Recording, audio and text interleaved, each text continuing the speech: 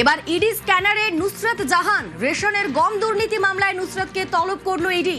22 April CGO কমপ্লেক্সে তলব। বসিরহাটে ration বন্টনে দুর্নীতির অভিযোগ, সেই সময় বসিরহাটের সাংসদ ছিলেন নুসরত জাহান। এবার ইডি স্ক্যানারে নুসরত জাহান রেশনের গম দুর্নীতি মামলায় নুসরতকে তলব করল ইডি। 22 এপ্রিল সিজিও কমপ্লেক্সে তলব। বসিরহাটে রেশন বন্টনে দুর্নীতির অভিযোগ, সেই সময় বসিরহাটের সাংসদ ছিলেন নুসরত জাহান। এবার ইডি স্ক্যানারে নুসরত জাহান রেশনের গম দুর্নীতি মামলায় নুসরতকে তলব করল ইডি। 22 এপ্রিল সিজিও কমপ্লেক্সে তলব। বসিরহাটে রেশন বন্টনে দুর্নীতির অভিযোগ, সেই সময় বসিরহাটের সাংসদ ছিলেন নুসরত জাহান। এবার ইডি স্ক্যানারে নুসরত জাহান রেশনের গম দুর্নীতি মামলায় নুসরতকে তলব করল ইডি। 22 এপ্রিল সিজিও কমপ্লেক্সে তলব।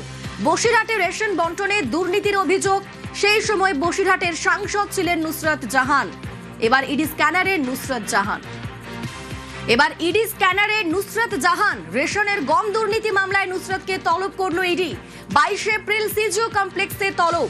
বসিরহাটে রেশন বন্টনে দুর্নীতির অভিযোগ, সেই সময় বসিরহাটের সাংসদ ছিলেন নুসরত জাহান। এবার ইডি স্ক্যানারে নুসরত জাহান